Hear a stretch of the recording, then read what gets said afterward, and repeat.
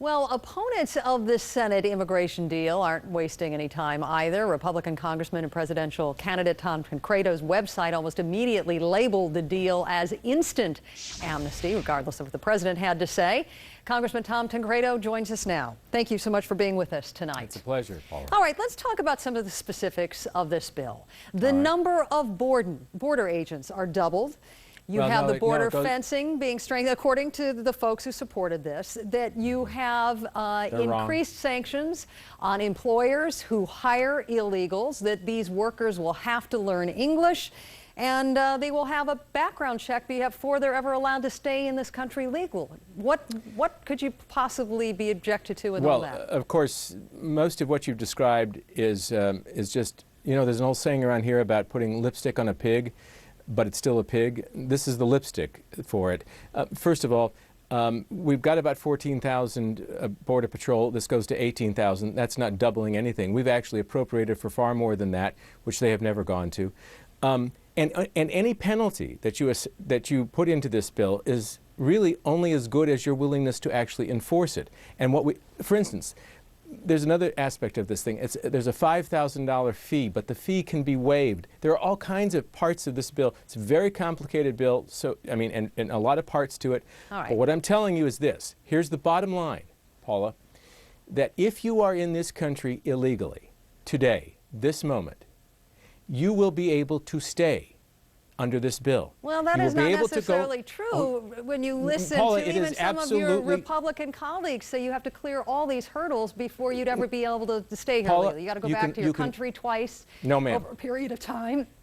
I didn't write the legislation, they did, but... I'm telling you what is in the bill, and in the bill is this. If you are here illegally, right now, you can go and get they call it a temporary card, but you can stay, and you can stay for essentially as long as you want. There will be some different phases of that. You know, you have the Y card and the Z card. But let you me can have stay. You react to What does that mean to you? Does it not mean to you, and anybody listening to here, if you can stay here, if you're illegally here, and you simply have to go get a card after this bill passes, is that not amnesty? Now, doggone it, why should we try to try and obfuscate this? It is amnesty, and if they want it, just say it. They're just afraid of the word, but they're not afraid of actually doing it. Let me play for you something that Homeland Security Secretary Michael Chertoff had to say about some of the challenges his department faces. Let's listen in.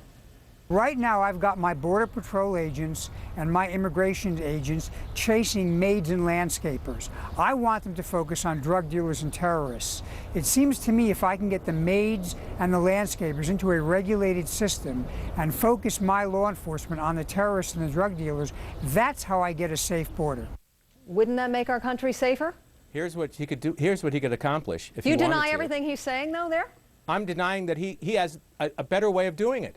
He can simply go after the employers. It's against the law to hire people. Well, that's what the bill says it will do. Well, then he can do it. He doesn't have to have a bill. It's the law today. Do you see this? They simply don't enforce it. There's no bill necessary to go after employers. It is the law. You cannot hire illegal aliens today. They won't enforce it. What makes you think, or anybody, that they would do so after you pass a bill? What they want is the amnesty part. All the rest of this is window dressing and happy talk. All right, let me ask you one last question on the agricultural front. One of the points that is being made is that there is a shortage of workers. 60% of the workforce in agriculture is made up of illegals. There are shortages to the point of workers where strawberries and blueberries are rotting in the field because the Americans, you say, whose jobs are being taken by the illegals, don't want these jobs.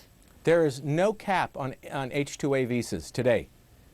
Again, maybe something that people don't know. H-2A is an agricultural worker. There's no cap.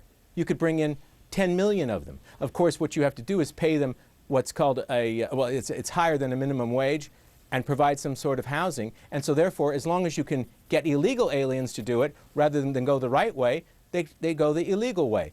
That's the problem, and it will always be the problem if you don't enforce the law. If you enforce it, they go through the process. They could bring in today as many workers as they want to under H-2A visas. There are no limits. Paula, the whole issue is whether or not we are going to enforce laws.